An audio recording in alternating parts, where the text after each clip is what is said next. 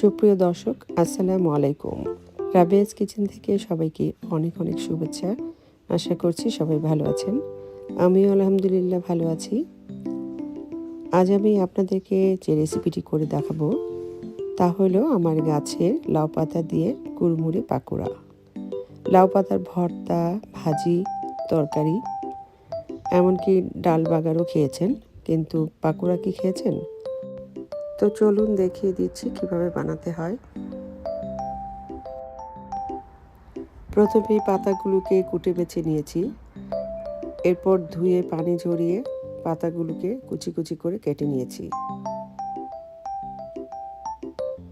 এরকম কুচি কুচি করে পাতলা করে কেটে নিয়েছি।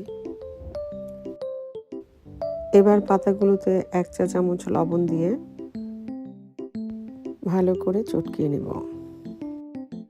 এর ফলে পাতাগুলো নরম হয়ে পাকোড়া বানাতে সুবিধা হবে। এখানে একটা বড় পেঁয়াজ কুচি, 2টা কাঁচামরিচ কুচি আর 1 টেবিল চামচ আদা গ্রেট করা, 1 চা চামচের 3/1 ভাগ চিলি ফ্লেক্স। এই চিলি ফ্লেক্সের রেসিপিটা আমার নিজের তৈরি, আমি নিচে ডেসক্রিপশন বক্সে দিয়ে দিব, আপনারা চাইলে সেখান থেকে দেখে নিতে পারেন।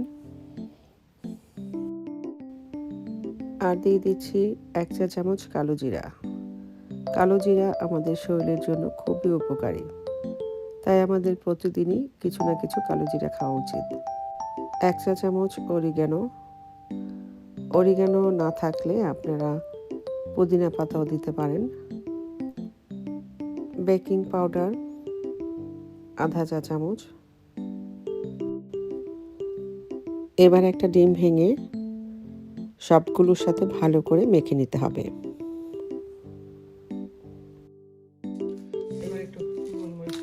আর দিয়ে দিচ্ছি সামান্য গোলমরিচের ফাঁকি। এবার ঢেকে 10-15 মিনিট রেস্টে রাখবো। এদিকে চুলায় আগে থেকে তেলটা গরম হতে বসিয়ে দিয়েছি। অলরেডি তেলটা গরম হয়ে গেছে। এবার গোল গোল করে পেঁয়াজুর শেপে এই পাকোড়াগুলোকে আমি বানিয়ে নেব।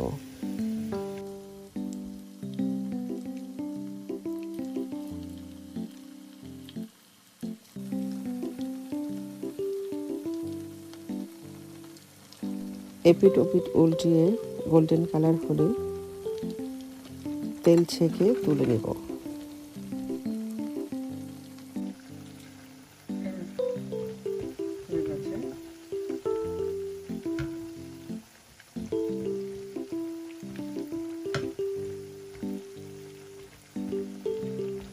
এপিট ওপিট দুপিটি ভাজা হয়ে গেছে, গোল্ডেন কালার হয়ে গেছে। এবার তেল থেকে ছেঁকে তুলে নিচ্ছি।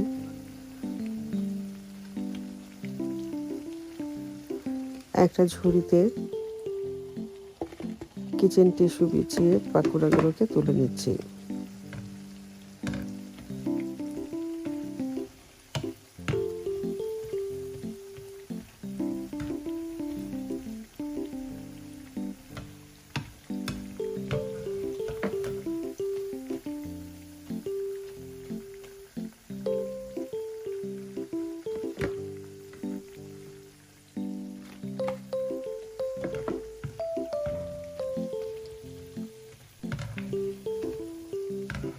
এইভাবেই আমি সবগুলোকে ভেজে নেব।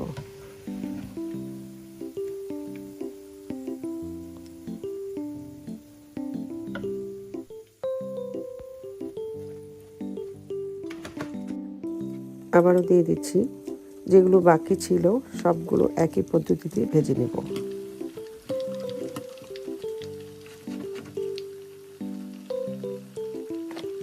সবগুলোই মচমচে ভাজা হয়ে গেছে। এবার তেল ছেঁকে কিচেন টিস্যুতে তুলে নিচ্ছি।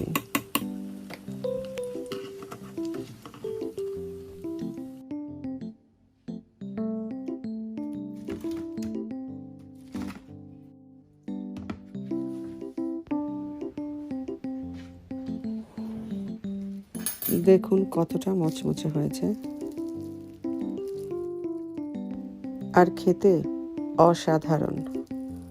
আপনারা না বানালে বুঝবেন না যে কতটা মজা এই পাকোড়াটা।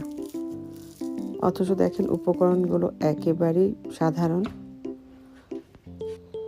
তো দেখলেন তো কত সহজেই এই পাকোড়াটা বানানো হয়ে গেল।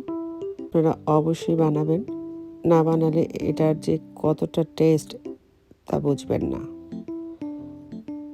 তো আমি আশা করছি আমার আজকের এই রেসিপিটি আপনাদের অনেক ভালো লেগেছে। আর ভালো লাগলে অবশ্যই লাইক, কমেন্ট ও শেয়ার করতে ভুলবেন না। যারা আমার চ্যানেলটি এখনও সাবস্ক্রাইব করেননি প্লিজ করে নেবেন। পাশে থাকা বেল আইকনটি ক্লিক করে আমার চ্যানেলের সাথেই থাকবেন। আপনারা অনেক ভালো থাকবেন, আমার জন্য দোয়া করবেন। আল্লাহ হাফেজ।